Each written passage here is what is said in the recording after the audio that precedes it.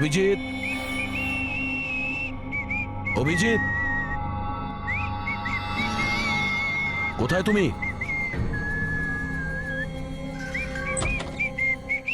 অভিজিৎ, অভিজিৎ, ওই শুনতে পাচ্ছ না?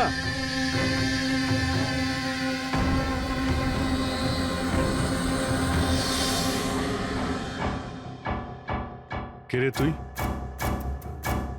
তুই আমার বাড়িতে কি করছিস? অভিজিৎ, টনি, তুমি এখান থেকে পালাতে পারবে না। তুমি এখানে নজরবন্দি আছো, এই ঘরের ভেতরেই থাকতে হবে, বুঝেছো? টনিকে তার কাজ করতে দে। যদি আমার রাস্তাতে বাধা দিস তাহলে জীবনটাও হারাবি তুই। চল এবার যেতে দে। বাড়ির বাইরে না, ভেতরে। হাত সরা, হাত সরা। তোকে তো বললাম যে আমাকে তুই বাধা দিস না। আমার মাথা গরম করিস না। আমার কাজের সময় কেউ বাধা দিতে পারবে না আমায়। চল। টনি, তুমি কোথাও যাবে না, এখানে, এখানেই থাকবে তুমি, বুঝেছো? কি বললি? টনির গায়ে হাত তুললি তুই? টনির গায়ে হাত তুললি তুই? অভিজিৎ, অভিজিৎ, অভিজিৎ,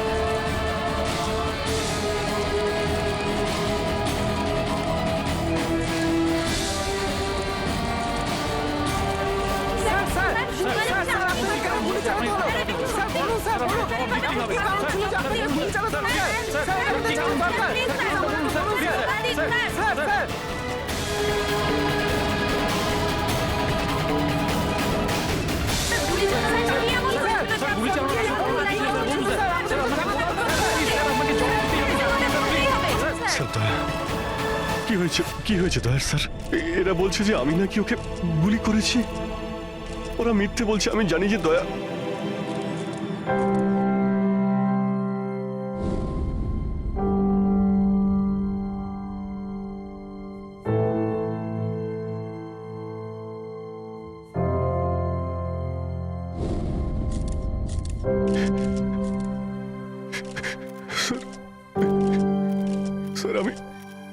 আমি জানি না স্যার আমি কখন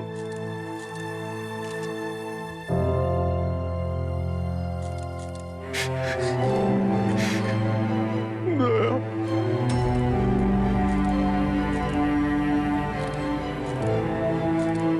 না অভিজিৎ, তুমি ভেতরে যেতে পারবে না। তুমি দয়ার প্রাণ নিয়েছো, তোমাকে আমরা গ্রেপ্তার করছি।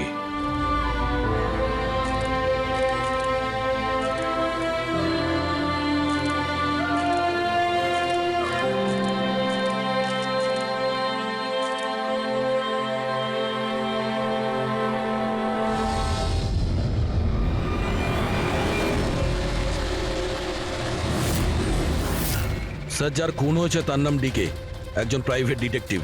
ওর কাজের লোক লাশটা দেখেছে সকালে।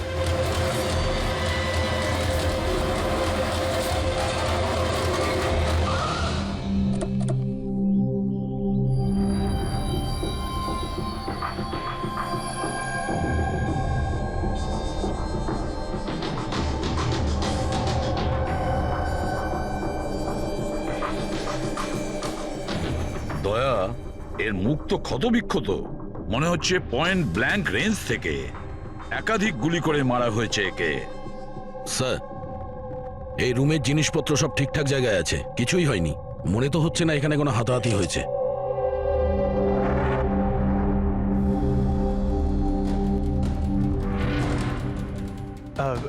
স্যার স্যার এই কাভার্ড আর লকার তো খোলা আছে, আর সব জিনিসপত্র নিজের জায়গায় আছে। দেখে তো মনে হচ্ছে যে কেউ এতে হাতি দেয়নি।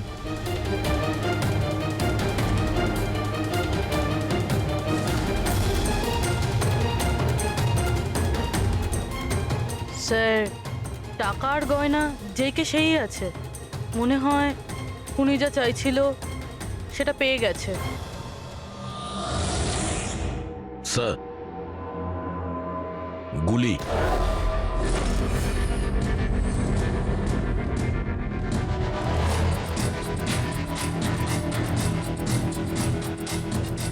তিনটে গুলি চলেছে দয়া।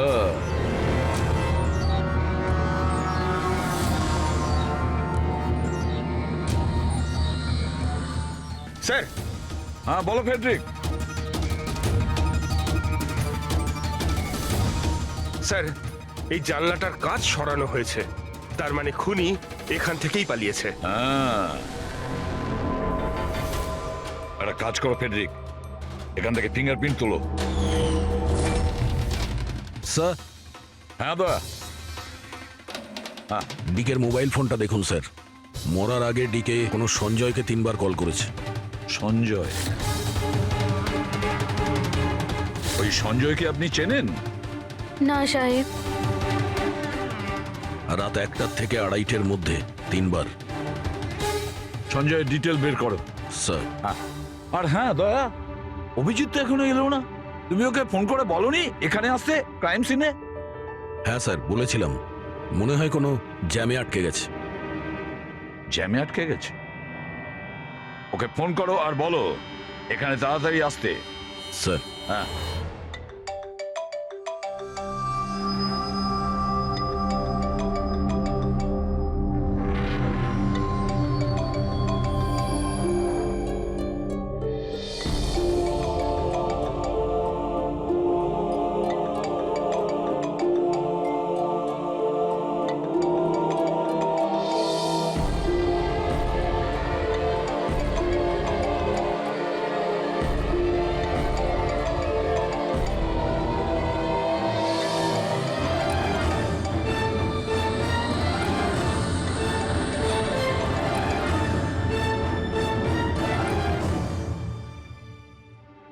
হ্যাঁ দয়া, অভিজিৎ কি বলছে? কোথায় ও?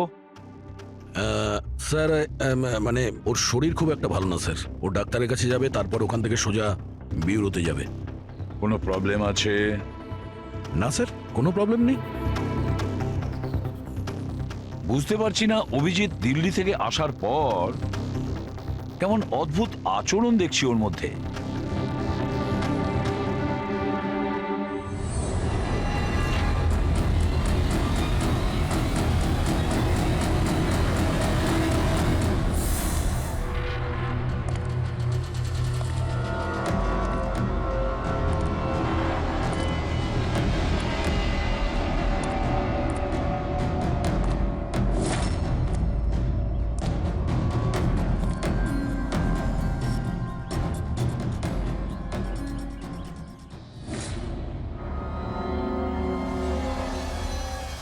তোমার আমার সাহায্যের দরকার। তোমার? হ্যাঁ? আরে ভাই, তুমি হলে গিয়ে সিআইডি অফিসার। হ্যাঁ, কিন্তু এই কাজটা এটা আমি একা করতে পারবো না। চলো ঠিক আছে, তোমাকে সাহায্য করব, এতে আর কি আছে। চলো চা তো খাওয়া যাক। আরে না, ঠিক আছে, আমি আমি ঠিক আছি। আই মিন, দেখ চেতন, এই কাজটা না, এই ব্যাপারে যেন কেউ কিছু না জানে, বিশেষ করে আমার টিম। আরে এটা আবার কি কথা বলছো? আমরা এতদিনের পুরনো বন্ধু, এইটুকু বিশ্বাস করতে পারছো না? হ্যাঁ বলো, কি করতে হবে? কাউকে ফলো করতে হবে, নজর রাখতে হবে, আর এর জন্য তোকে টাকাও দেবো। কি কথা বলছো? বন্ধুত্বের মধ্যে টাকা? হ্যাঁ। আচ্ছা ঠিক আছে, যদি মনে করো টাকা দিয়ে দিও। ফলো কাকে করতে হবে?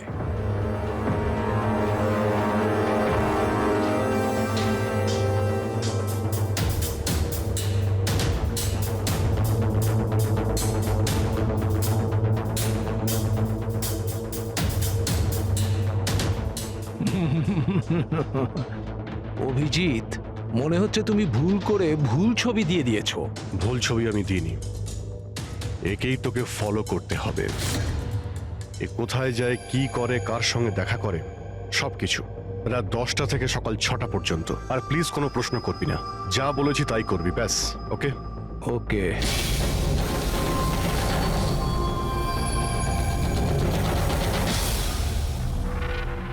হয় অভিজিৎ পাগল হয়ে গেছে, না হলে বিরাট বড় কোনো গেম চলছে।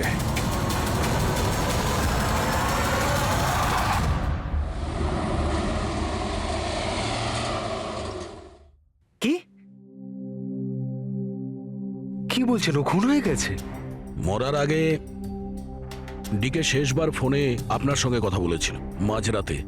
কি কথা হয়েছিল আপনাদের মধ্যে? আমার কথাতে একজনের উপরে নজর রাখছিল, কোনো প্রমাণ পেয়েছিল, সেই জন্য আমাকে ফোন করেছিল। হায়ার করেছিলেন কেন? আমার বস মন্দিরা ম্যাডামের জন্য। মন্দিরা? কুমার জুয়েলার্সের ওনার, বিখ্যাত পেজথি সেলিব্রিটি।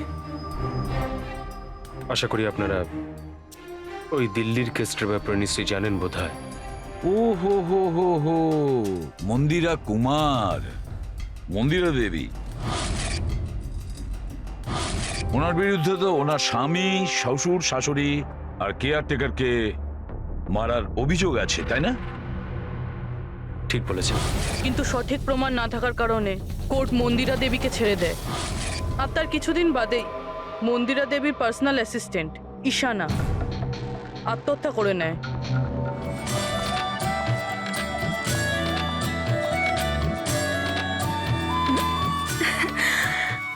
তুই হাই, আজও লেট হয়ে গেলি না? তাড়াতাড়ি যা, সঞ্জয় স্যার তোর ওয়েট করছে কখন থেকে। ও গড, সঞ্জয় স্যার তো তাড়াতাড়ি কেন চলে আসলেন? এসেও পড়েছেন আর খুব রেগে আছেন।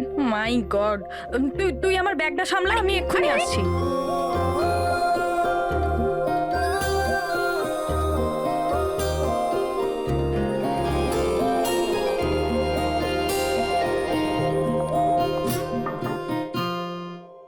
মে I come in sir? Come in. Sorry sir, sorry I am so sorry sir. কটা বাজে বলো তো তুমি? এটা কোনো অফিসে আসার টাইম হলো? স্যার ট্রাফিক খুব বেশি ছিল। কি ট্রাফিকের কথা বলছো তুমি? রোজ একই কথা বলে যাও তুমি। হ্যাঁ, এই অফিসের বাকি লোকজনও তো ওই ট্রাফিক পেরিয়েই আসে, তাই না? হ্যাঁ বলো কুমার। না না, 30শে ডিসেম্বরের আগে কিচ্ছু করা সম্ভব নয়। আরে তুমি তো এটা জানো যে 30শে ডিসেম্বরে মন্দিরা ম্যাডামের একটা ইভেন্ট রয়েছে মুম্বাইতে, তার আগে কিছুই করা সম্ভব নয়। হ্যাঁ হ্যাঁ।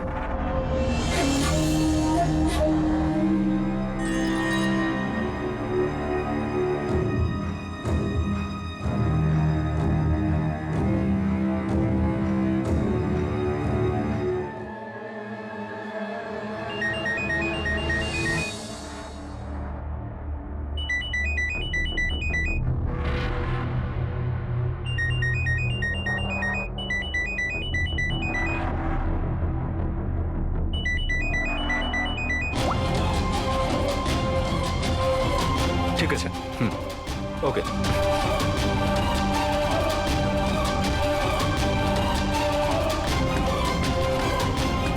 কি হলো? হ্যাঁ, কি হয়েছে নাকি? বাইরে ওভাবে কি দেখছো?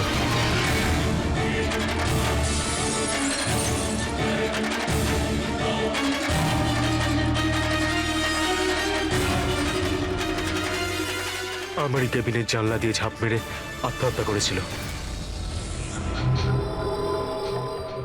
আত্মহত্যা কেন করেছিল সেটা কেউ জানে না। আচ্ছা, মন্দিরে দেবী ডিকে কে কার ওপর কড়া নজর রাখতে বলেছিলেন? ওনার প্রাণ সংশয় রয়েছে। ডিকে সেটাই খোঁজ করার চেষ্টা করছিল। প্রাণের ভয় কার থেকে? আসলে কোর্ট থেকে ছাড়া পাওয়ার পরে কেউ ম্যাডামকে হুমকি দিচ্ছিল। আচ্ছা, শুধু ওই হুমকিটা ফোনেই কি? হ্যাঁ, ফোনের মধ্যেই অচেনা নাম্বার থেকে আর টাইপ করা চিঠি পাঠিয়ে। আসলে ম্যাডাম পুলিশের চক্করে দ্বিতীয়বার পড়তে চাননি, সেই জন্য ডিকে হায়ার করেছিলেন উনি। তো কিছু জানতে পেরেছে ডিকে? ওর হাতে কিছু প্রমাণ তো এসেছিল, কিন্তু ও সেটা পেন ড্রাইভে সেভ করে রেখেছিল। ওই পেন ড্রাইভটাও আমাকে দিতে চেয়েছিল, সেই জন্যই দিল্লি থেকে মুম্বাই এসেছিলাম আমি। কিন্তু ডিকের বাড়িতে ওর লকারটা খোলা ছিল। আচ্ছা, ওই লকার থেকে পেন ড্রাইভটা চুরি হয়ে যায়নি তো? হতে পারে দয়া। ওর বাড়িতে আমরা একটা ল্যাপটপও পেয়েছি স্যার, হয়তো ওর থেকে কিছু জানা যাবে। মন্দিরে এটা কি করে করতে পারলো? পুরো অ্যাকাউন্টটাই বন্ধ করে দিল। নিজেকে কি মনে করেন উনি? সবকিছু কি ওনার ইচ্ছা মতো হবে নাকি? এনারা কারা? সিআইডি। আমরা ওই ডি মানে সঞ্জীবের সঙ্গে দেখা করতে এসেছি। আপনারা দুজন কে? স্যার, ইনি Kaira, Mister Kumar, I mean Mandira ম্যাডামের মেয়ে। ও, স্যার, আর ইনি ম্যাডামের রিলেটিভ মিস্টার সুবীর। আমরা মন্দিরা ম্যাডাম আর ওর ফ্যামিলির সঙ্গে কবে দেখা করতে পারবো? কারণ ওদের প্রাণ রক্ষা করার দায়িত্ব এখন আমাদের ওপর। ইনফ্যাক্ট মন্দিরা ম্যাডাম, কায়রার কাকাতো দাদা শেখর আর ওনার স্ত্রী সবাই আজ রাতেই আসছেন। 30শে ডিসেম্বর কুমার্স জুয়েলার্সের একটা বড় চ্যারিটি ইভেন্ট রয়েছে, তাতে পার্টিসিপেট করার জন্য। তাহলে ঠিক আছে, কালকে সকালেই দেখা হবে।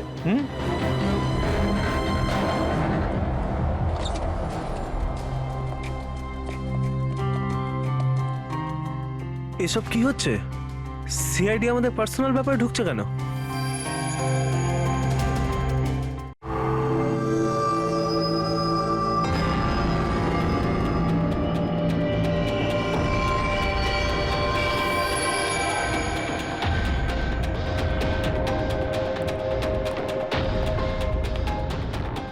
Good morning sir. Good morning. Hello sir, এখন কেমন আছেন আপনি? Murder investigation sir, private detective DK sir, বাড়িতেই মারা গেছে স্যার। এটা পুরো কেস ফাইল স্যার।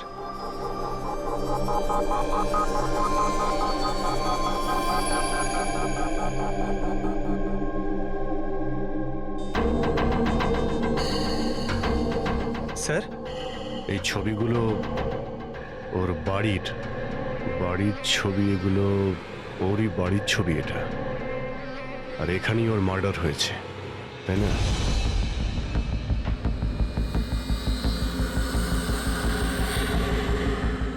হ্যাঁ, এখানেই ওর মার্ডার হয়েছে। পঙ্কজ, ঘুরিয়ে কেন জিজ্ঞেস করছেন? আমরা এইমাত্র তো সেটাই বললাম। সেটাই তো স্যার, মনে হচ্ছে ওনার শরীর এখনো ঠিক হয়নি, কোনো গন্ডগোল মনে হচ্ছে স্যার।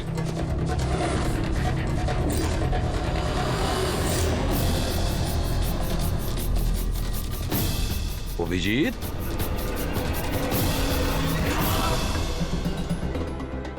Good morning sir. কি হয়েছে তোমার? হ্যাঁ, কোন জগতে ছিলে?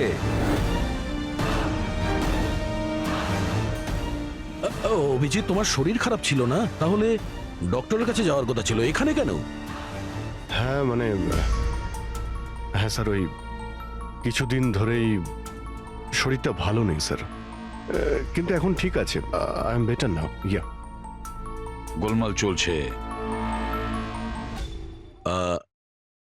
স্যার, ডিকে সঞ্জয়কে যে পেন ড্রাইভটা দিতে যাচ্ছিল, ওর যে ডেটা আছে ওগুলো উদ্ধার করার যে একটা উপায় আছে স্যার।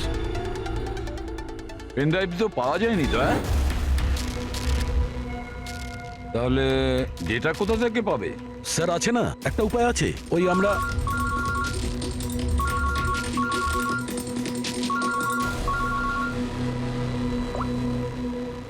হ্যাঁ, বলো সলোকে। হ্যাঁ,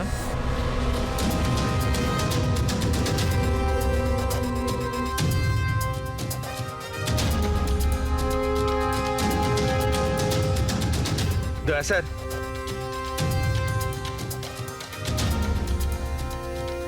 স্যার অভিজিৎ স্যারের শরীর এখনো ঠিক মনে হচ্ছে না।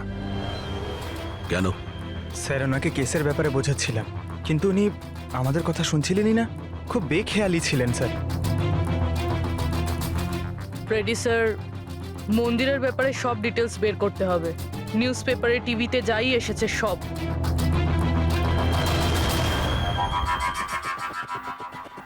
বাড়িতে ঢোকার একটাই রাস্তা আছে, মেন গেট।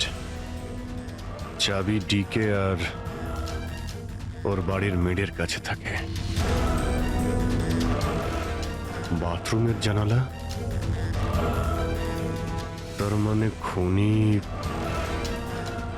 বাথরুমের জানালার কাঁচ খোলে আর ভিতরে ঢোকে, আর তারপর অভিজিৎ ক্রাইম সিনে ছিলই না, আর এখানে তো বাথরুমের কোনো ফটোও নেই। তাহলে ও এগুলো কি করে জানলো? অভিজিৎ আমার কাছে কিছু লুকোচ্ছে, কিন্তু কি?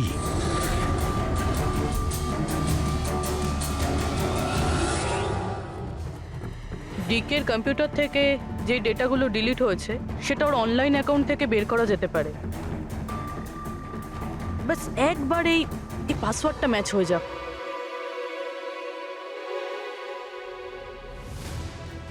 কিছুদিন ধরেই শরীরটা ভালো নেই স্যার, কিন্তু এখন ঠিক আছে, আই এম বেটার না।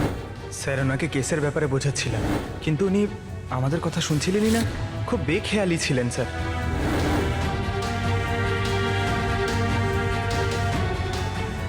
Yes sir, sir password match হয়ে গেছে।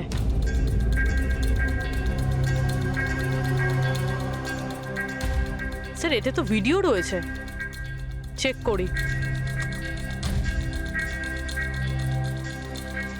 স্যার, এটা তো ডিকের কম্পাউন্ডের ভিতরের ফুটেজ। এর মানে ওখানে সিসিটিভি ক্যামেরা আছে? আছে না, ছিল। আমাদের পৌঁছানোর আগেই কেউ বার করে নিয়েছে। কিন্তু বের কে করেছে? অন্য ভিডিওটা দেখো।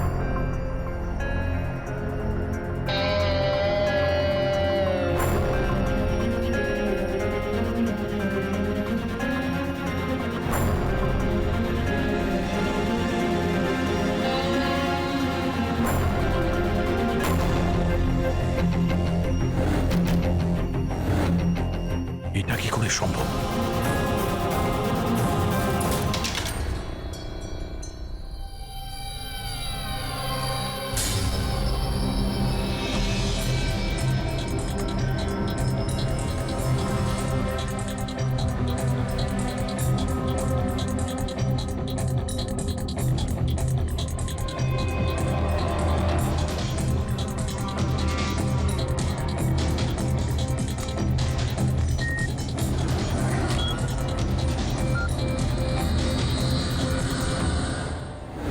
ডক্টর সালুকে আপনি খুব ভালো করে ক্রস চেক করেছেন তো?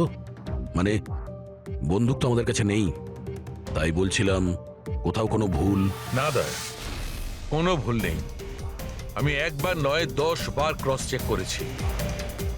মানছি যে বন্দুকটা আমাদের কাছে নেই, কিন্তু বন্দুকের রেকর্ড তো আমাদের কাছে আছে।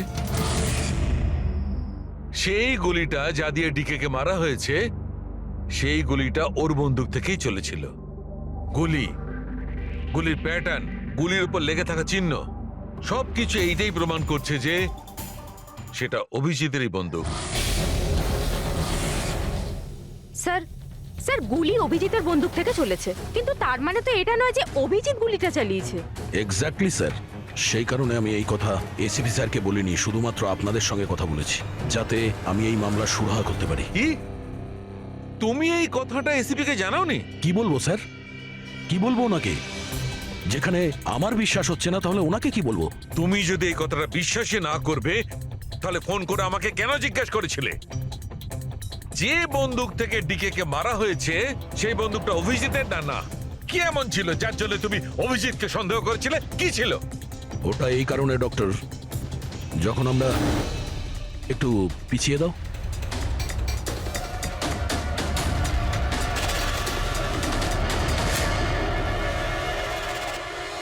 অভিজিৎ ডিকের বাড়িতে, আর দয়া তারপরেও তুমি অভিজিৎকে বাঁচানোর চেষ্টা করছো?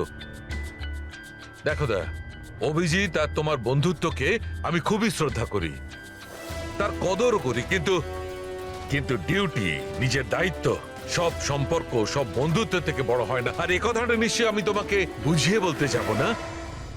স্যার পোক্ত কোনো প্রমাণ ছাড়া অভিজিৎ স্যারকে সন্দেহ। এটা প্রমাণ নয় তো কি পুরবি? অভিজিৎ ডিকের বাড়িতে ঢুকেছিল, এটা যদি প্রমাণ নয় তো কি পুরবি? অভিজিৎ স্যার ডিকের ঘরে গেছিল সেটা আমরা দেখেছি, কিন্তু উনি ডিকে কে মেরেছেন এটা তো আমরা দেখিনি। স্যার এটাও তো হতে পারে ওনার বন্দুক দিয়ে ডিকে কে অন্য কেউ মেরেছে। হতেই পারে, এটা হতে পারে যে অভিজিতের বন্দুক দিয়ে ডিকে কে অন্য কেউ মেরেছিল, কিন্তু এই অবস্থায় অভিজিতের বন্দুকটা অভিজিতের কাছে থাকার কথা নয়। তোমাদের কি অভিজিৎ এ কথা বলেছে? ও কি বলেছে যে ওর বন্দুকটা হারিয়ে গেছে? বন্দুক হারিয়ে যাওয়ার কোন রিপোর্ট দেখিয়েছে? ও সব সময় তোমাদের সঙ্গে ছিল, কিন্তু ও কি বলেছে যে অদ্ভুত পোশাক পরে ডিকের ঘরে কেন ঢুকেছিল, আর তাও বাথরুমের কাঁচ ভেঙে? বলো বলো। স্যার আপনার এই সমস্ত প্রশ্নের উত্তর আমি অভিজিৎকে জিজ্ঞাসা করব, কিন্তু ততক্ষণের জন্য এসিপি স্যারকে আপনি কিচ্ছু বলবেন না। দেখো তোমরা এই ব্যাপারটা সামলে নাও, কিন্তু ব্যাপারটা আমার ভালো লাগছে না। Please doctor, please. ঠিক আছে, কাল সকাল পর্যন্ত। দয়া, আমি কাল সকাল পর্যন্ত তোমাদের সময় দিচ্ছি। হয় তোমরা সত্যিটা আবিষ্কার করো, নয় এই সমস্ত কথাটা নিজে এসিপি কে বলে দাও। তুমি যদি এসিপি কে কথা না জানাও, তাহলে আমি নিজে প্রদ্যুমনকে এই সমস্ত ব্যাপারটা বলবো।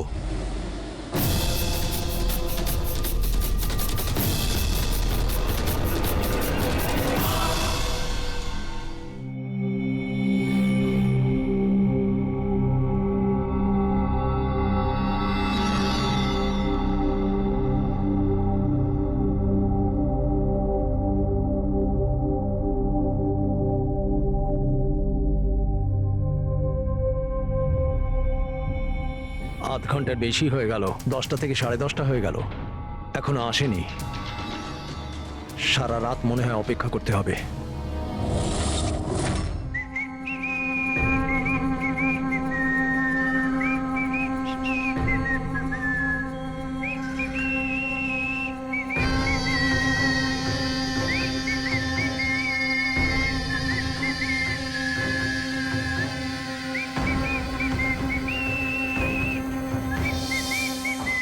ভুল ছবি আমি দিইনি, একেই তোকে ফলো করতে হবে।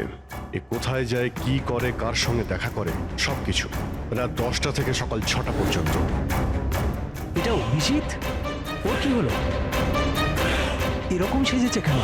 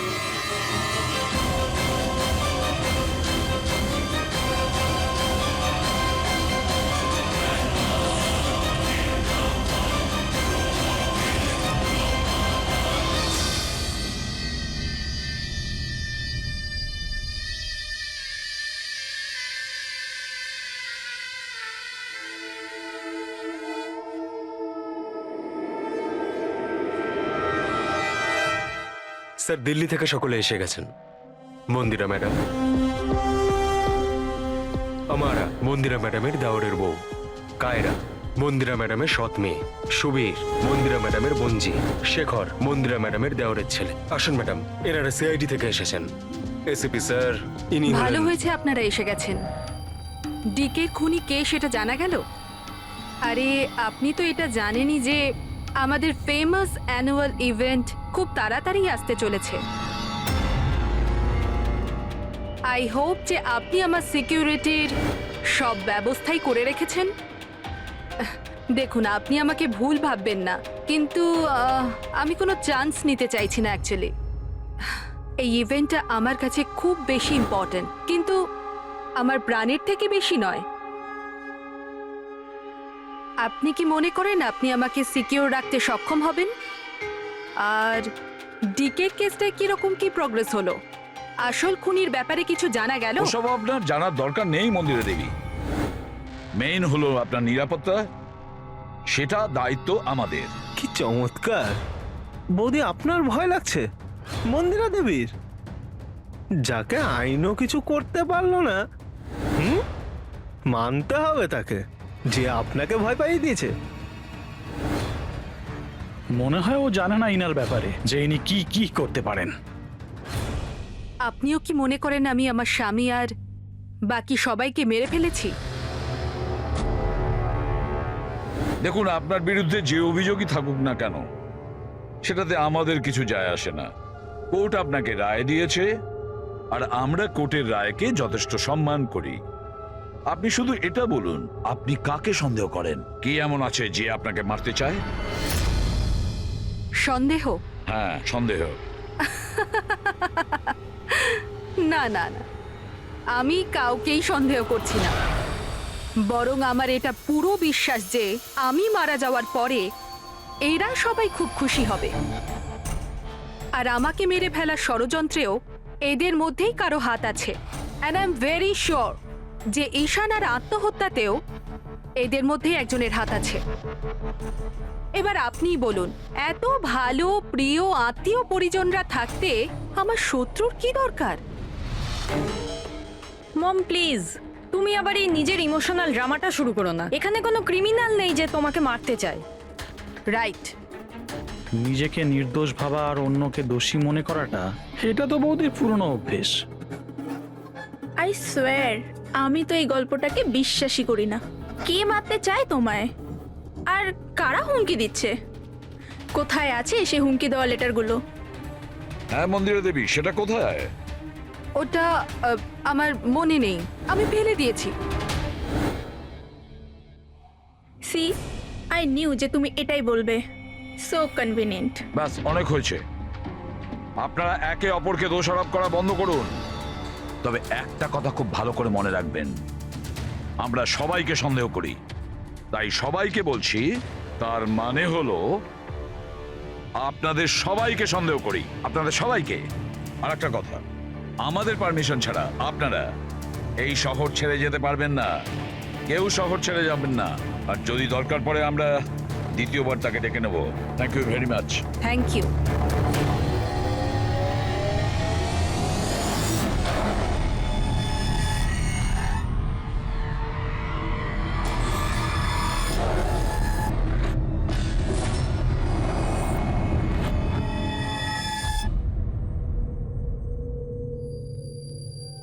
এটা এটা আমি?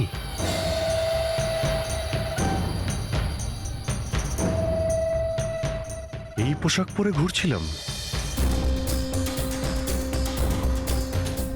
এই পোশাক তো রোজ আমার ওয়াশিং মেশিনে ধোয়া হয়।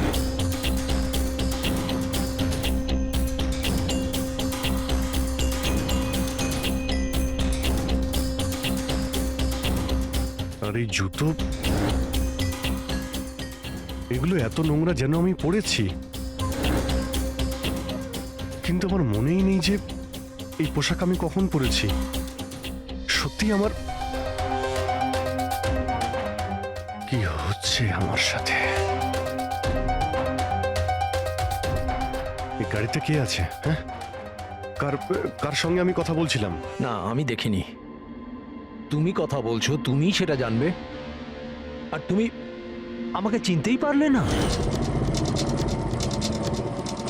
আরে এই, তোর যদি সুইসাইডই করার হয় তাহলে তুই অন্য কোনো বড় গাড়ির সামনে জানা, আমার সামনে কেন এসেছিস? কিভাবে কথা বলছো? এরকম সেজে ঘুরছো কেন তুমি? এই, ইট ইজ মাই স্টাইল, টনির স্টাইল। তুই কে? আমি কে? আমাকে চেনো না? হ্যাঁ? আর এই টনিটাকে? আরে টনি আমি আবার কে? আরে অভিজিৎ, দেখো, কোনো কেসের জন্য তুমি যদি এরকম করে থাকো আমাকে বলে দাও। এভাবে ভয় দেখিও না। আচ্ছা আচ্ছা, কে অভিজিৎ? কিসের কেস? আর তুই কি বলছিস কিছুই আমার মাথায় ঢুকছে না। আমার নাম হলো টনি। টনির সঙ্গে পাঙ্গা নিবি না, বুঝেছিস? সরে যা আর আমাকে যেতে দে। চল।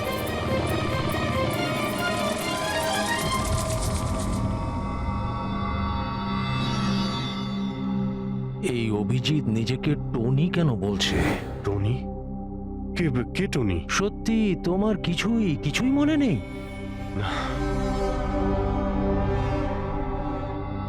আমার কিছুই মনে নেই, সত্যি বলছি আমি। তার মানে তুমি গাড়িতে ওদের সাথে কথা বলছিলে, তারপরে তুমি গেস্ট হাউসের ভেতরে গেলে। Guest house? হ্যাঁ, তার কিছুক্ষণ পরে তুমি বাইরে এলে। আমি গেস্ট হাউসের ভিতরে গেলাম? ভিতরে গিয়ে আমি কি করলাম? হ্যাঁ, তুই দেখেছিস কিছু করেছিলাম আমি? আমি কি করে দেখবো? আমি তো বাইরে ছিলাম না। সব কি হচ্ছে? আমাকে ওখানে যেতে হবে। কোথায়? গেস্ট হাউসের নাম কি? হ্যাঁ,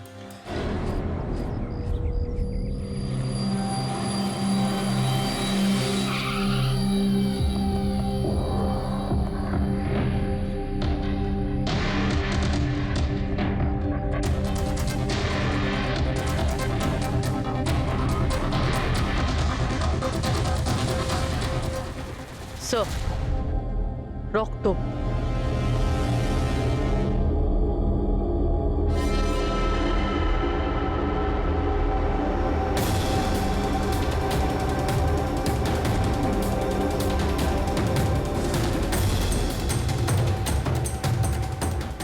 অভিজিৎ,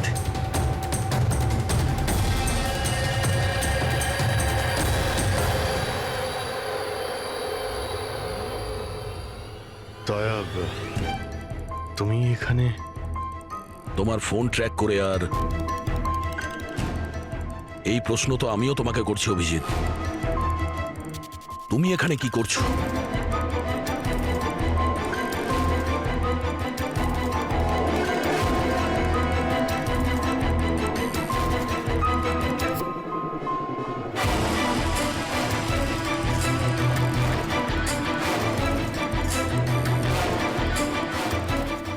না, এটা আমি আমি আমি বলছি দয়া, এখানে এখানে কি হয়েছিল?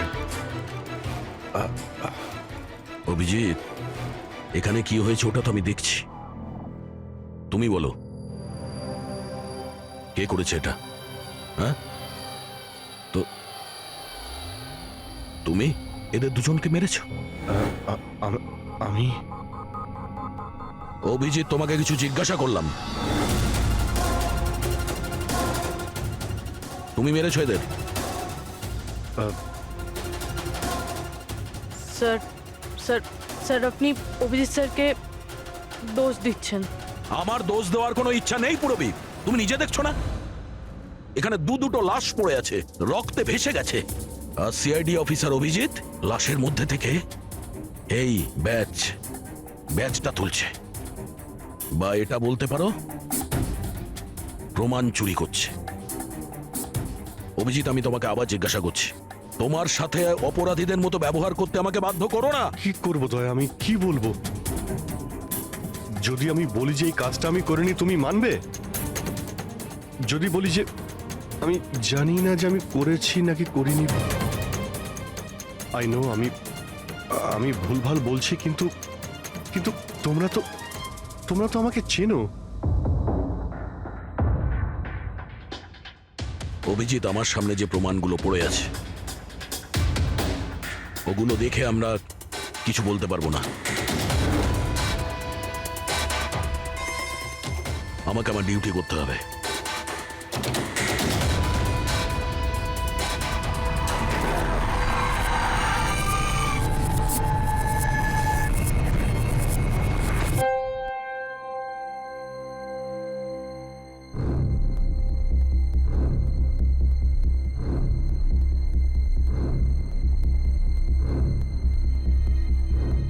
অভিজিৎ, এতক্ষণ ধরে একের পর এক জিজ্ঞেস করে যাচ্ছি তোমাকে, কিন্তু কোনো উত্তর দিচ্ছ না তুমি।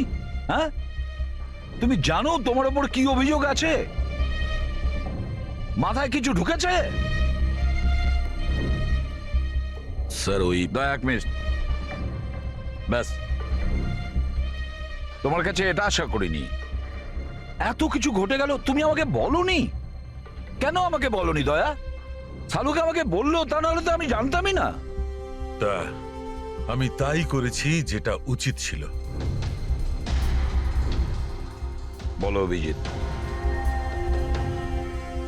তুমি কি এই খুনটা করেছো? অভিজিৎ, তুমি কি এই খুনটা করেছো?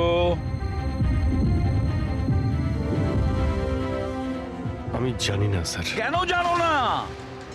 তুমি কেন জানো না? হ্যাঁ, ডিকের বাড়িতে তুমি লুকিয়ে লুকিয়ে ঢুকেছিলে, সেটা আমি সিসিটিভিতে দেখেছি। ওই লাশগুলোর পাশে তুমি দাঁড়িয়েছিলে। এই দয়া তোমাকে এখানে ধরে নিয়ে এসেছে। ডিকে আর বডিগার্ডের উপরে যে গুলিটা চলেছে সেটা তোমার গান থেকে চলেছে, ওই গান থেকে চালানো হয়েছে। আর তুমি বলছো তুমি কিছুই জানো না? আমার চোখের ওপর চোখ রেখে তুমি বলো, বলো তুমি এই খুন করোনি। বলো তুমি এইগুলো কিছুই জানো না। বললাম তুমি জানি না স্যার, আমি কিছুই জানি না স্যার। সরি। কি বলবো আপনাকে, আমি কি বলবো স্যার? যখন আমি বুঝতেই পারছি না যে আমি ডিকের বাড়িতে কেন গিয়েছিলাম, কি করে সমস্ত খুন আমার বন্দুক থেকেই হচ্ছে, আমি জানি না স্যার। স্যার, আমি তো ডিকিকে চিনি না, ওর বডিগার্ডদেরও আমি চিনি না, আমি মন্দিরাকেও চিনি না, আমি তো স্যার নিজেকেও চিনি না। আমি কোথায় যাই, কি করি, কার সঙ্গে দেখা করি, আমি কিছুই জানি না। গত কয়েকদিন ধরে আমার সঙ্গে এইরকমই হচ্ছে স্যার, কিন্তু আমি কিছুই বুঝতে পারছি না। সারাদিন সব ঠিকই থাকে, রাতে বাড়িতে যাই, খেয়ে দিয়ে ঘুমিয়ে পড়ি, আর যখনই সকালে উঠি তখন অদ্ভুত জামা কাপড় পরা দেখি, অদ্ভুত জুতো দেখি, যেগুলো আমার নয়। জানি না কি করে আমার বাড়িতে চলে আসে।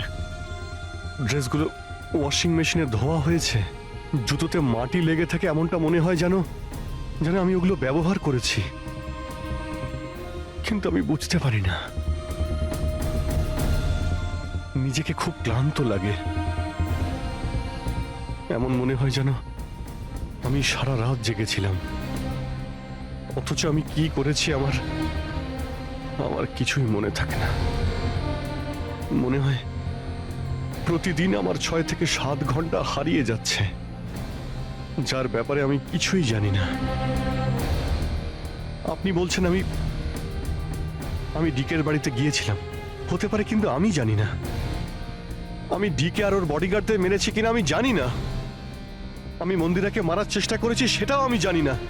আমি কি করেছি, কেন করেছি, আমি কি করতে চলেছি, আমি কিছুই জানি না স্যার, আমি কিছুই জানি না।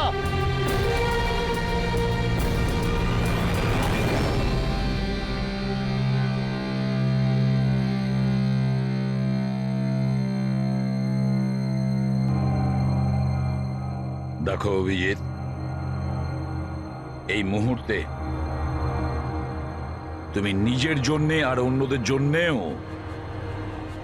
বিপজ্জনক।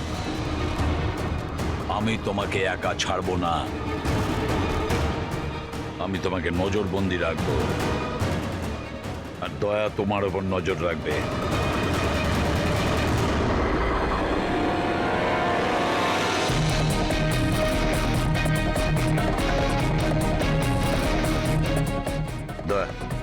স্যার, একটা কথা ভালো করে মনে রাখবে, তুমি নিজের বন্ধুর ওপর নয়, বরং একজন অপরাধী খুনির ওপর নজর রাখবে। এমন একজন লোক যে মানসিক ভারসাম্য হারিয়েছে। আজ থেকে এই কেসের তদন্ত আমি নিজে করব, আর তুমি অভিজিৎকে আটকাবে কোনো অপরাধ করা থেকে। আর তার জন্য যদি অভিজিতের ওপর গুলিও চালাতে হয়,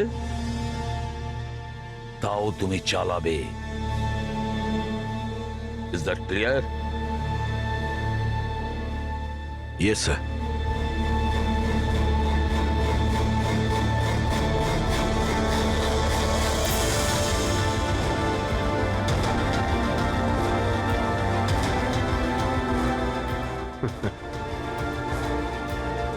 হাত করা পড়িয়ে দাও ভাই।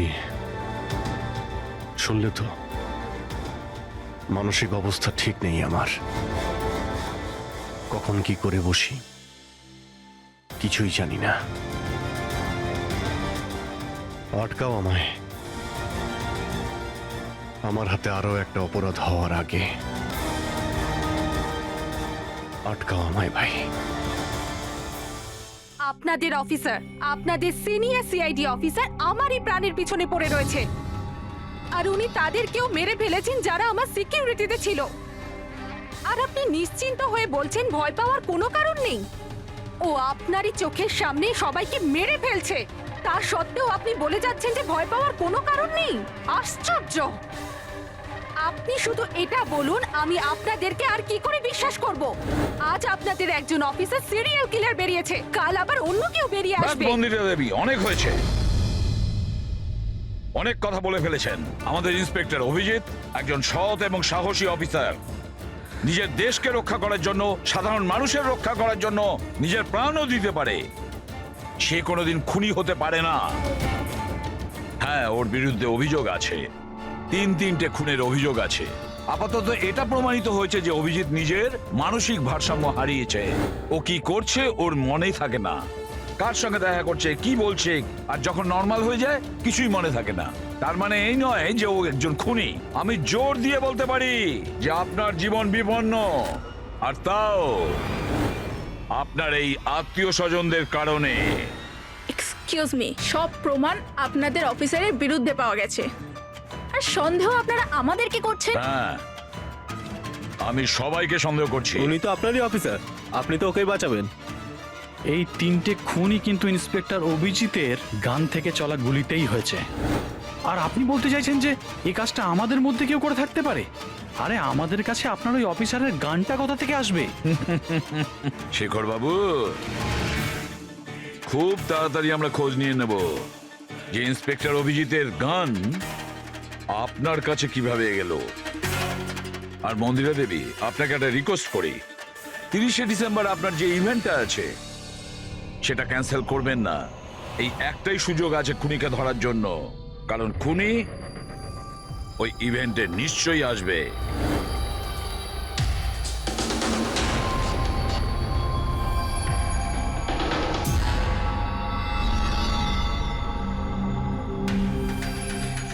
স্যার স্যার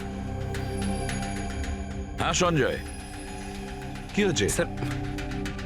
আপনি অভিজিৎ স্যারের ব্যাপারে কিছু বলছিলেন যে ওনার ভিতরে অন্য একজনের প্রতিফলন ঘটে, স্মৃতিশক্তি ওনার, মানে উনি আগের দিন রাতের কথা মনে করতে পারেন না। হ্যাঁ তো ঠিক এরকমই, এক্স্যাক্টলি এরকমই অন্য আরেকজনের সাথেও হয়েছিল।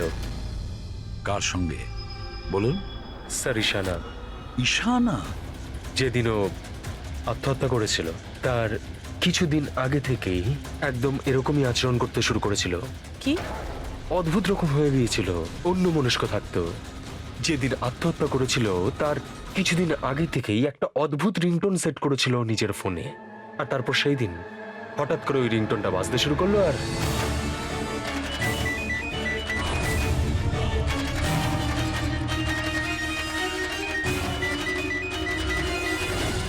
স্যার ওকে দেখে মনে হচ্ছিল ও যেন নিজের মধ্যেই নেই।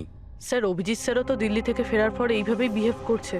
হ্যাঁ, ঈশানা, অভিজিৎ, দিল্লি, এই তিনটের কোনো না কোনো কানেকশন আছে, নিশ্চয়ই কোনো গোলমাল আছে, কিছু না কিছু আছে।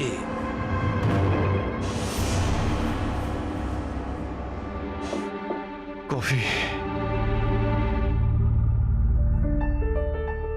আরে খেয়ে নাও ভাই, কিছুই মেশাইনি। আমি এখানেই আছি, পালিয়ে যাচ্ছি না। অভিজিৎ, তুমি এই কথাগুলো লুকিয়েছো কেন আমাদের থেকে? লুকোতে হয়েছিল ভাই, কি করব আমি? আমি কিছুই বুঝতে পারছিলাম না যে আমি কি করব, আমার সঙ্গে কি হচ্ছে। যেখানে আমি নিজেই কনফিউজ, আমি সেখানে কি বলবো তোমাকে? সেই জন্য, আর কোনো ব্যাপার নয়। আমার ওপর ভরসা ছিল না নাকি? আমাকে যোগ্য ভাবনি যে আমি তোমার কোনো সাহায্য করতে পারি? কি ভাই, এসব কি বলছো তুমি? ব্যাপারটা এরকম নয়। তাহলে বলনি কেন? আমার তো মনে হচ্ছে আমি তোমাকে চিনি না। এই মুহূর্তে আমি যার সঙ্গে বসে কথা বলছি সে অভিজিৎ নাকি অন্য কেউ?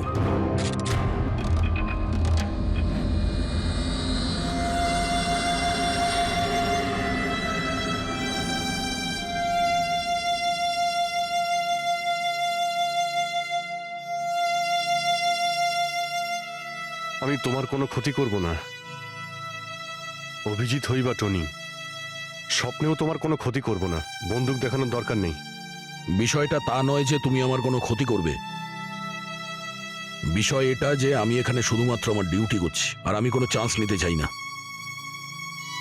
আমি তো তোমাকে হয়তো চিনিই না।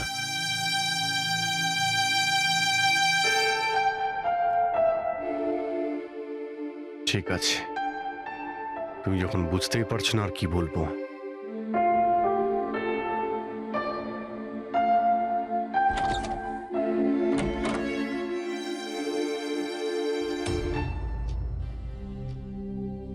ডক্টর মহেশ, আমি আপনাকে পুরো ব্যাপারটা জানিয়েছি। এবার আপনি বলুন আপনার কি মনে হচ্ছে? দেখুন, এক্ষুনি আপনারা যেটা বললেন যে এই অভিজিৎ আর ঈশানার ব্যাপারে, এটার থেকে তো একটা ব্যাপার একদম পরিষ্কার যে দুজনের কন্ডিশনই একদম সমান। Artificially induced split personality. এটাকে যদি সোজা ভাষায় আপনাদের বোঝাই, তাহলে এই কন্ডিশনে পেশেন্টের মস্তিষ্কে তার এই নিজের ব্যক্তিত্ব ছাড়াও অন্য আরও একটা ব্যক্তিত্ব প্ল্যান্ট করা হয়, যেটা কোনো বিশেষ কারো আদেশ বা নির্দেশ অনুযায়ী চলাচল করে। আর এটাকে এমনভাবে সেট করা হয় যাতে ওই ব্যক্তিত্ব বিশেষ ধার্য করা সময়ে বিশেষ ধরনের ট্রিগার পেলে ওই ব্যক্তিত্বকে সম্পূর্ণ প্রভাবিত করে। আর যতক্ষণ এই প্রভাব চলতে থাকে, সে পুরনো ব্যক্তিত্বের বিষয়ে না তো কিছু জানতে পারে, আর না তার সেই পুরনো ব্যক্তিত্ব সম্বন্ধে কিছু স্মরণে থাকে। এটা হলো মানুষের মস্তিষ্ক। এই মস্তিষ্কের দুটো ভাগ রয়েছে। সচেতন মস্তিষ্ক মানে কনসাস স্টেট অফ মাইন্ড, যার মধ্যে আমরা এখন আছি। অচেতন মস্তিষ্ক মানে semi conscious state of mind, মানে যখন আমরা ঘুমিয়ে থাকি তখন সক্রিয় হয়। আর কখনো কখনো জেগে থাকার সময়ও কোনো নেশার বা কোনো ওষুধের প্রভাবেও আমাদের অচেতন মস্তিষ্ক সক্রিয় হয়ে ওঠে। সচেত আর অচেত দুটো অবস্থাতেই মস্তিষ্ক ভিন্ন ভিন্ন কাজ করে, কিন্তু এই অবস্থাতে দুটো মস্তিষ্কই যা চিন্তা করে, কোনো কথা বা কোনো স্মৃতি সব সেভ করে নেয়। সচেত মস্তিষ্কের মধ্যে সেভ করা কথাবার্তা আমাদের অনেক বছর ধরে মনে থাকে, কিন্তু অচেত মস্তিষ্কে সেভ করা কথাবার্তা আমাদের মনেই থাকে না। ডক্টর মহেশ, এটা একটা হিপনোটাইজের মতো সম্মোহন, যাতে মানুষের মস্তিষ্ককে পুরো কন্ট্রোল করে যা কিছু করানো যায় রোবটের মতো, আর পরে কোনো বিশেষ আওয়াজ করে ওই সম্মোহনটাকে ভেঙে দেওয়া যায়। মানুষের কিছুই মনে থাকে না। না না না ডক্টর সালুকে, সম্মোহন একদম আলাদা প্রক্রিয়া। সম্মোহন অবস্থায় আপনি মানুষকে ততক্ষণই কন্ট্রোল করতে পারেন যতক্ষণ সে সম্মোহিত আছে। সম্মোহিত অবস্থা থেকে একবার বেরিয়ে আসার পর তাকে আবার সম্মোহিত করতে হয়। এখানে ব্যাপারটাই পুরো আলাদা। এখানে মানুষের মস্তিষ্কে একটা ঘটনা যা আদৌ ঘটেইনি, একটা ব্যক্তি যার কোনো অস্তিত্বই নেই, তাকে ওই মানুষের মস্তিষ্কের ভিতরেই প্ল্যান্ট করা হয়। তার মস্তিষ্কে এই কথাটাই ফিট করা হয়। আচ্ছা, তার মানে এত কিছু অভিজিতের সঙ্গেও ঘটেছে। কোনোভাবে অভিজিৎ ওই ট্রিগারগুলো পেয়ে যায়, যার কারণে টনি জেগে যায়। Exactly sir. রাতে অভিজিৎ ঘুমিয়ে পড়ার পর নিশ্চয়ই কোনো না কোনো আওয়াজ শুনতে পায়, যেটা ওই টনির জন্য একটা ট্রিগারও হতে পারে। হয়তো ওই আওয়াজটা শুনেই টনি জেগে যায়, কিন্তু অভিজিৎ সেখানেই ঘুমিয়ে থাকে। টনি জেগে যায় যে টনি আসলে খুনি, একজন বদমাশ, একজন অপরাধী। আর অভিজিৎ যাদেরকে চেনে, ও তাদের কাউকেই চেনে না। যদি এটাই হয়তো অভিজিতের ভেতরে টনিকে কোনোভাবে কমেন্ট দেওয়া হয়েছে মন্দিরাকে মেরে ফেলার জন্য, তাহলে 30শে ডিসেম্বর ইভেন্টে টনি এর পরিণাম দেখতে চায়। মন্দিরাকে মেরে ফেলার চেষ্টা করবে 2 দিন পরেই, 30শে ডিসেম্বর।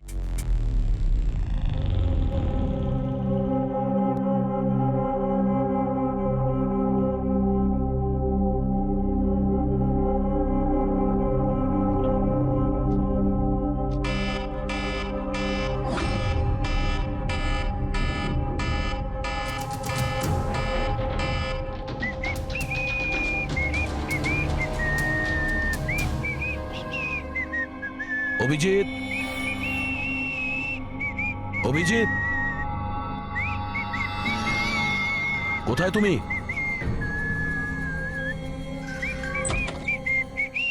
অভিজিৎ, অভিজিৎ, ওই শুনতে পাচ্ছ না?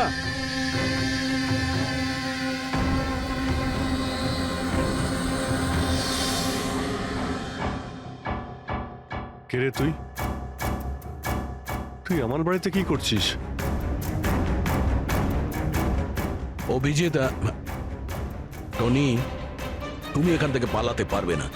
তুমি এখানে নজরবন্দি আছো, এই ঘরের ভেতরেই থাকতে হবে, বুঝেছো? টনিকে তার কাজ করতে দে। যদি আমার রাস্তাতে বাধা দিস তাহলে জীবনটাও হারাবি তুই। চল এবার যেতে দে। বাড়ির বাইরে না, ভেতরে। হাত সরা, হাত সরা। তোকে তো বললাম যে আমাকে তুই বাধা দিস না। আমার মাথা গরম করিস না। আমার কাজের সময় কেউ বাধা দিতে পারবে না আমায়। চল। টনি, তুমি কোথাও যাবে না, এখানে, এখানেই থাকবে তুমি, বুঝেছো? কি বললি? টনির গায়ে হাত তুললি তুই? টনির গায়ে হাত তুললি তুই? অভিজিৎ, অভিজিৎ, অভিজিৎ,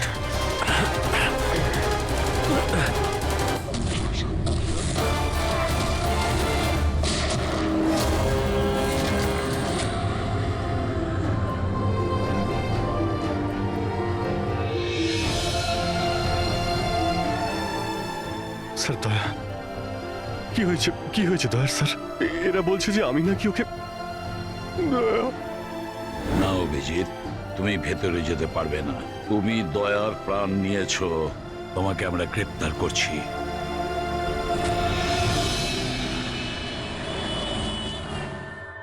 ঈশানার ফোন রেকর্ডে ডক্টর তানিয়ার নাম কয়েকবার এসেছে। আপনাদের মধ্যে কেউ চেনে ডক্টর তানিয়াকে? আত্মহত্যা করার আগে উনি ডক্টর তানিয়ার সাথে দেখা করেছিলেন কি? এই ডক্টর তানিয়া কোনো ডেন্টিস্ট নয় তো? মারা যাওয়ার আগে ঈশানা কয়েকবার একজন ডেন্টিস্টকে দেখিয়েছিল। আমার নাম তো মনে নেই, কিন্তু হতে পারে ইনিই সেই। যতদূর আমার মনে হয় ইনি কোনো ডেন্টিস্ট তো নন। কিছুদিন আগে সিআইডি অফিসার অভিজিৎ এখানে ছিল। Yes ma'am. ওই পুরো সপ্তাহে এখানে যারা যারা ছিলেন তার পুরো লিস্ট আমার চাই। আর ওনার থাকার সময় এই লবিতে থাকা সিসিটিভি ফুটেজও চাই।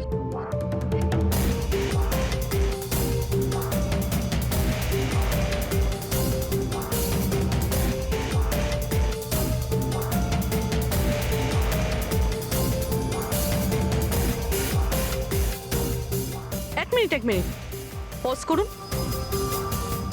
এই মহিলাকে যার সাথে অভিজিৎ স্যার কথা বলছে? পুরবি, এই লিস্টটাতে ডক্টর তানিয়ার নাম আছে। উনি এখানেই ছিলেন যতদিন অভিজিৎ স্যার এখানে ছিলেন। মনে হচ্ছে ওই মহিলাই। কি নাম এই মহিলার? ম্যাম ডক্টর তানিয়া সপ্তাহখানি ধরে এখানেই ছিলেন। স্যার, এই তানিয়ার সাথে দেখা করতেই হবে। স্যার, তানিয়া মুম্বাইয়ের প্যারাডাইস হোটেলে রয়েছে। টিকিট পাবো না আমি মানেটা কি? লুক, আমাকে এক্ষুনি ইন্ডিয়া থেকে বাইরে যেতে হবে। Do you understand? Yes. Doctor Tania? হ্যাঁ, আপনি কে? ঈশানার বন্ধু, সিআইডি অফিসার পুরবী।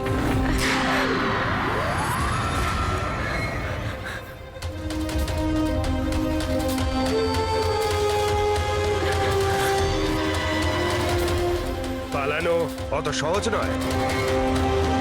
কোথায় পালাচ্ছেন তানিয়া দেবী? কি কি চানটা কি আপনারা? অভিজিতের সঙ্গে কি করেছেন আপনি?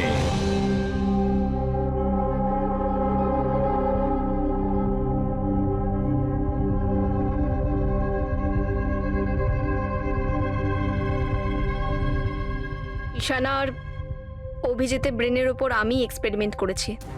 ঈশানাকে আত্মহত্যা করার জন্য আর অভিজিৎকে একটা মার্ডার করানোর জন্য আমি প্রোগ্রাম করেছিলাম। কিভাবে কিভাবে সেই প্রোগ্রামটা করেছেন? আর্টিফিশিয়ালি ইলিউশন স্প্লিট পার্সোনালিটির সাহায্যে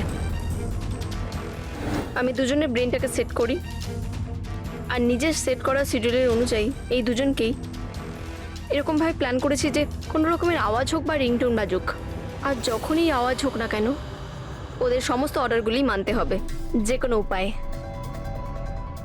ওই ফোন নাম্বারটা যেখান থেকে ওনার কাছে ফোন আসে, কার নাম্বার সেটা? ওটা একটা পিসিও নাম্বার। ঈশানাই আমাকে এই নাম্বারটা দিয়েছিল অভিজিতের ব্রেনে ফিট করার জন্য। কি বললেন আপনি? কি বললেন আপনি? অভিজিৎকে এসব করার জন্য ঈশানা আপনাকে বলেছে? হ্যাঁ। আর ঈশানা যে আত্মহত্যা করেছে সেটা কি? সেটার কারণ কি? ওটা আসলে ঈশানা নিজেই বলেছিল আমাকে করতে। হোয়াট? হ্যাঁ, বলেছিল তো ঈশানাই, বাট আই এম শিওর নিশ্চয়ই এর পেছনে কোনো না কোনো কারোর হাত আছে, যার বিষয়ে আমি জানি না। কেন? সে কেন এগুলো করবে? হয়তো ওর কোনো দুর্বলতা ছিল। যে করেই হোক অভিজিৎকে ওই পরিস্থিতি থেকে বের করতে হবে। নিয়ে চলো একে। চলো। ও বাইরে বেরোতে পারবে না। কেন? আমি অভিজিতের ব্রেনকে প্রোগ্রাম করেছি। সম্মোহন নয়, যে ইচ্ছে হলো আর ভেঙে দিলাম। আমি অভিজিতের ব্রেনের মধ্যে একটা খুনিকে প্ল্যান করেছি, টনিকে। এটাই হলো সেই আর্টিফিশিয়ালি ইনডিউস পার্সোনালিটি, যেটা আর কোনোদিনও বাইরেই আসবে না। আমি যদি চাই তাহলেও অভিজিৎকে কোনোদিন বাইরে বের করতে পারবো না, কিন্তু আমি যদি এরকমটা করি হয়তো অভিজিৎ পাগল হয়ে যাবে বা ও মারাও যেতে পারে। মানে যখনই ট্রিগার হবে টনি মন্দিরাকে মেরেই ছাড়বে, আরও ততক্ষণ থামবে না যতক্ষণ না সত্যিকারের মেরেই ফেলছে মন্দিরাকে। আর এসবের মধ্যে যে আসবে সেই মারা যাবে। মন্দিরাকে মারার জন্য ট্রিগারটা কি? কি ট্রিগার আছে অভিজিতের জন্য? ঈশানার কেসে ট্রিগার ছিল একটা রিংটোন, আর অভিজিতের কেসে ট্রিগার হলো একটা রিমাইন্ডার টোন, একটা বিশেষ ধরনের বিপ, যেটা আমি অভিজিতের মোবাইলে সেট করে দিয়েছি। হ্যাঁ, অভিজিৎ মন্দিরাকে কিভাবে মারবে? কি প্রোগ্রাম সেট করেছো তুমি বলো? ততক্ষণ মন্দিরাকে ছুরি দিয়ে স্ট্যাপ করতে থাকবে যতক্ষণ না ও মন্দিরের অনেক রক্ত দেখে ফেলছে।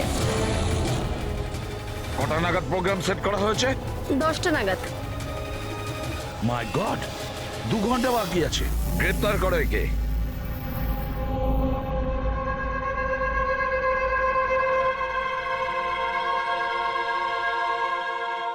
জীবনে কখনো ভাবিনি স্যার যে আপনার ওপর অপরাধের মতো নজর রাখতে হবে।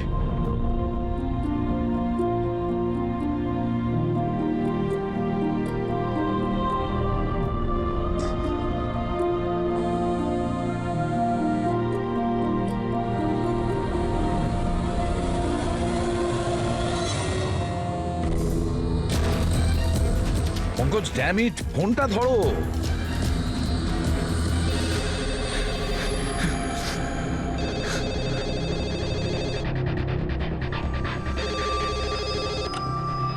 হ্যালো পঙ্কজ, কোথায় ছিলে তুমি? মোবাইলটা ধরোনি কেন? সরি স্যার, আমার ফোন সাইলেন্টে ছিল। স্যার আমি এখানেই আছি অভিজিৎ স্যারের কাছে। শোনো আমার কথা, এক্ষুনি তুমি অভিজিতের ফোনটা সুইচ অফ করো। কি স্যার? ফোন সুইচ অফ করবো? ওর ফোন সুইচ অফ করো যেভাবে আমি বলছি, এখনই, এই মুহূর্তে। অভিজিৎ স্যারের ফোন স্যার। সহজ প্রশ্ন করো না, যা বলছি তাই করো। অভিজিতের ফোন বন্ধ করো। দেখো, হাতে আমাদের সময় নেই। অভিজিৎ যে কোনো সময় খুনি হয়ে যেতে পারে। যাও তাড়াতাড়ি। না না,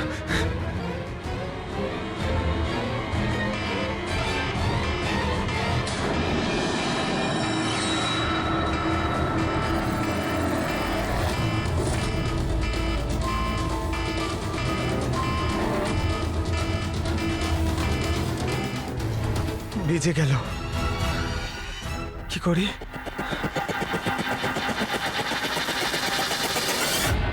অভিজিৎ স্যার, অভিজিৎ স্যার কোথায় গেলেন? Abhijit sir, Abhijit sir,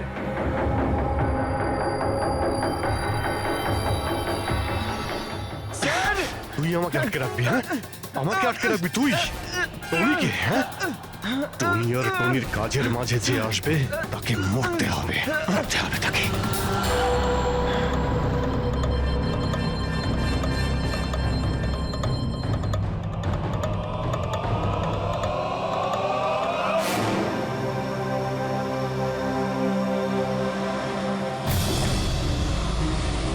sir, এখানেই চ্যারিটি ইভেন্টটা হবে।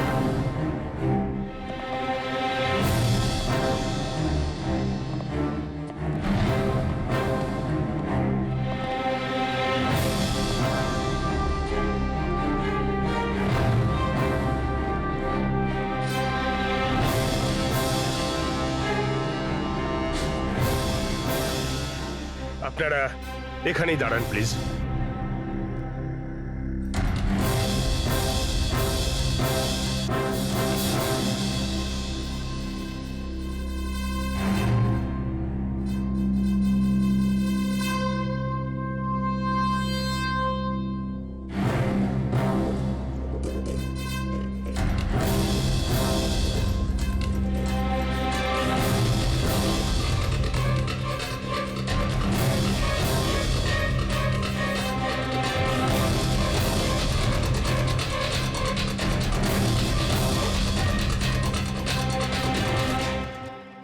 হ্যালো লেডিস অ্যান্ড জেন্টলম্যান, প্রত্যেক বছরের মতো এই বছরের সন্ধ্যাটাও খুবই গুরুত্বপূর্ণ।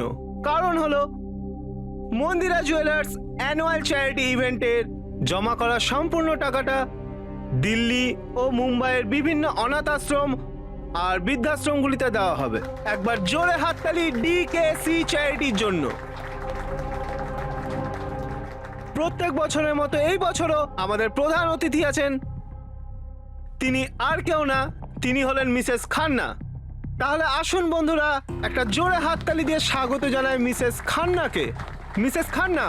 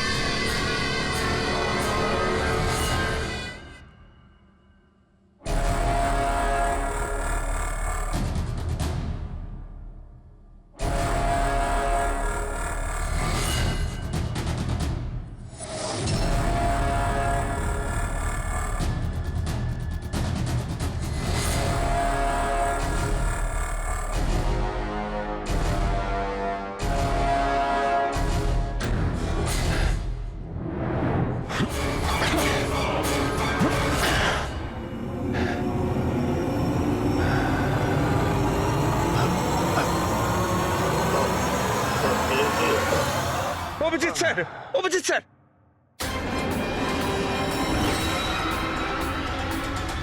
Sir, sir, lights on, sir, sir, Abhijit ঠিক আছে? স্যার, স্যার, ওকে তাড়াতাড়ি নিয়ে চলো, তাড়াতাড়ি এসো।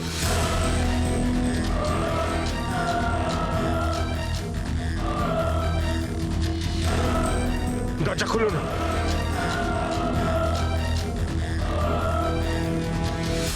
মন্দিরা দেবী, টনি তার মিশন কমপ্লিট করেছে, মন্দিরা দেবীকে মারার। আর আমাদেরকে ভরসা করার জন্য আপনাকে অসংখ্য ধন্যবাদ। আপনারা সবাই আমাকে এখানে আনলেন কেন? আমার তো এখন স্টেজে থাকা উচিত। ম্যাডাম, আমাদের একটা প্ল্যান আছে। প্ল্যান? রবি,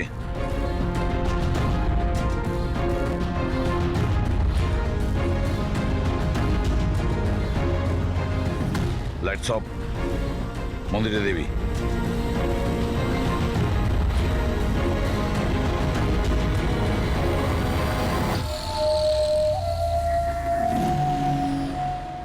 আর আপনার প্রশংসা না করে পারছি না। Thank you. মম, তুমি ঠিক আছো তো? এসব কি? আপনারা আমাদের গ্রিন রুমে লক করে কি করতে চাইছিলেনটা কি? আসল খুনি তো অন্য কেউ, তাই না? স্যার, আপনি সবকিছু মায়ের জীবনের ঝুঁকি নিয়ে করেছেন। যদি সত্যিই মায়ের কোনো ক্ষতি হয়ে যেত তাহলে? এতে তো সত্যি ভীষণ বড় রিস্ক ছিল স্যার, বাট আই হোপ এবার বিপদ কেটে গেছে। বিপদ এখনো কাটেনি, কারণ এই খেলার আসল মাস্টার মাইন্ড এখনো ধরা পড়েনি। গল্প এখনো অনেক বাকি আছে।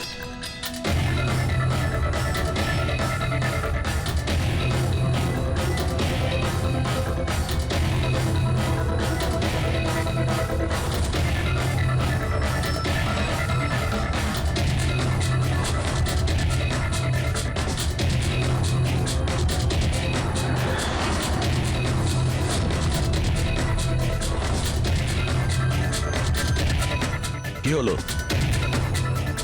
আমাকে দেখে ভালো লাগলো না? কখনো কখনো খুনি পর্যন্ত পৌঁছানোর জন্য আমাদের অ্যাক্টিং করতে হয়। তার মানে ওনার মৃত্যুর খবরটা নাটক ছিল? আমার মৃত্যুতে খুনি খুব খুশি হয়েছিল যে ও জিতে গেছে, আর ওই সুযোগটাই আমরা কাজে লাগিয়েছি। আমরা মন্দিরা দেবীকে বাঁচানোর চেষ্টা করছিলাম, আর দয়া মাস্টার মাইন্ডের পিছনে লেগেছিল। কিন্তু আসল মাস্টার মাইন্ডটা কে?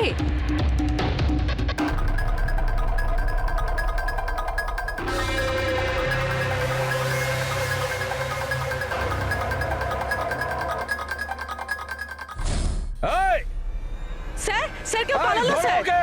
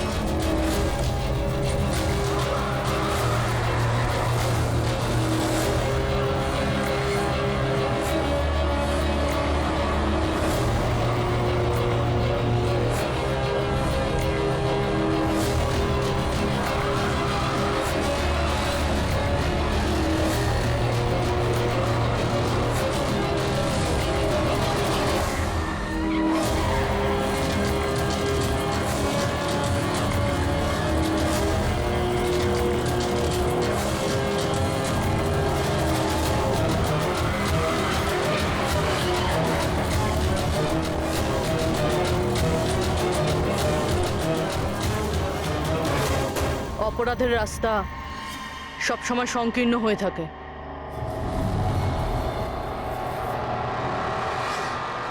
তুমি এটাই ভাবছো যে আমরা কি করে জানলাম যে তুমি খুন করেছো? আমরা তো এটা জানতাম যে এই মাস্টার মাইন্ড মন্দিরা দেবীর নিজেরই কোনো লোক। তাই আমার মৃত্যুর পরে আমি সব থেকে আগে এটা খোঁজ নিয়েছি যে আপনাদের মধ্যে কে সে যে অভিজিৎকে চিনতো বা দেখা করেছেন। তারপরে আমার মনে এলো যে ক্রাইম ব্রাঞ্চের সেমিনারের জন্য অভিজিৎ দিল্লি গিয়েছিল।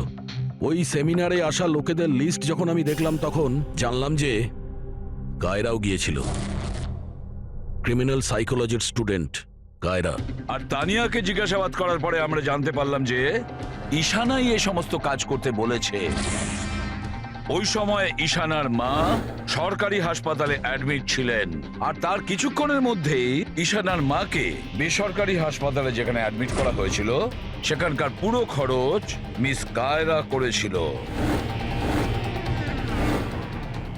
আর সবচেয়ে বড় ক্লু ওই পিসিও, যেখান থেকে অভিজিৎ স্যারের কাছে অর্ডার আসতো, দয়া স্যার সেখানে নজর রেখেছিল আর সেখানেও তোমাকে দেখা দিয়েছিল। Okay fine, I give up. মেনে নিচ্ছি যে আপনারা খুবই স্মার্ট, কিন্তু স্যার এই কথাটা তো আপনিও মানবেন তাই না, যে আমিও অনেক স্মার্ট? হ্যাঁ, স্মার্ট তো তুমি বটেই। ক্রিমিনাল সাইকোলজির একজন ব্রিলিয়ান্ট স্টুডেন্ট, যে সৎ মায়ের থেকে নিজের পুরো পরিবারের খুনের বদলা নিতে চেয়েছিল। লোকেদের মস্তিষ্ক নিয়ে খেলা করা আর তাদের নিজের চক্রব্যূহে ফাঁসানো, এটাই এনার বিশেষত্ব। তাই আমি ভাবলাম যে এনাকে এনারই পদ্ধতিতে মেরে দিলে কেমন হয়। সেই কারণেই আমি ঈশানার সাথে দেখা করি আর তারপর ডক্টর তানিয়ার সাহায্য নিই। She was mad, she wanted to do an experiment. তারপর আমি ঈশানাকে অনেক বুঝিয়েছি, অনেক বোঝানোর পরে শি ওয়াজ রেডি। ওই এক্সপেরিমেন্ট নিজের উপর করায়, কিন্তু somehow I was never convinced. আমি সবসময় কনফিউজ ছিলাম যে ওই এক্সপেরিমেন্টটা করতে পারবে না। আর ঠিক ওই সময় আমার সাথে দিল্লিতে অভিজিতের দেখা হয়, আর ওনার সাথে দেখা হওয়ার পর আমি ভাবলাম যে এত সৎ আর ভালো অফিসার থাকা সত্ত্বেও এই এক্সপেরিমেন্ট অন্য কেউ কেন করবে। তারপর আমি আর ডক্টর তানিয়া অভিজিৎকে ব্যবহার করি।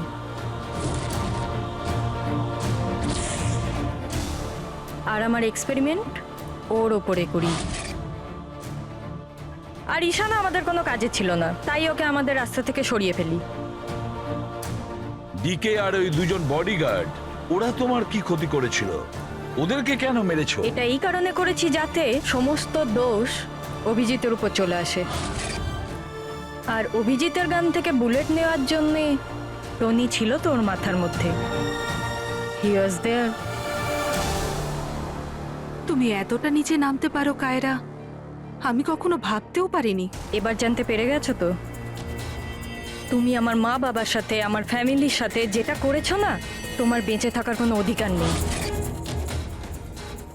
আমি এইসব এই কারণেই করেছি যাতে আমি প্রুভ করতে পারি যে পৃথিবীর যে কোনো মানুষের মস্তিষ্কের সাথে খেলা যেতেই পারে, তা সে যত বড়ই সিআইডি অফিসার হোক। কায়রা, তুমি প্রতিশোধের আগুনে একজন সাহসী অফিসারের প্রাণ নিয়ে খেলেছো, আর তাছাড়াও 4 জন নিরীহ লোকের প্রাণ নিয়েছো।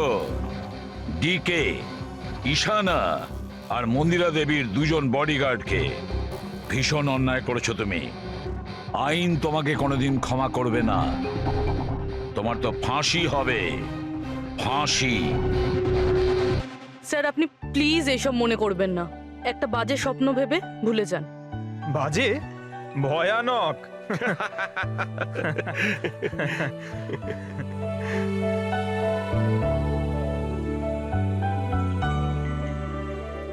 বস, হ্যাঁ বলো সালুকে, বলো। কেস তো সলভ হলো? হ্যাঁ, কেস তো সলভ হলো, কিন্তু কিন্তু কি? বস, অভিজিতের মস্তিষ্কে যে টনিকে প্ল্যান্ট করা হয়েছিল, সেই উদ্দেশ্যটা সফল হয়েছে। তারপরে এখন আর কেউ ট্রিগার ধরবে না, ওর কানের সামনে কেউ গান করবে না, যার কারণে অভিজিৎ টনি হয়ে যেত। হ্যাঁ হ্যাঁ, কিন্তু বস, কিন্তু কি? বস, কথাটা এই, টনি অভিজিতের মস্তিষ্ক থেকে কখনো যাবে না। কি? টনি অভিজিতের পার্সোনালিটির অংশ হয়ে গেছে বস। কেউ জানে না যে কবে, কখন, কোথায় সামনে এসে যাবে।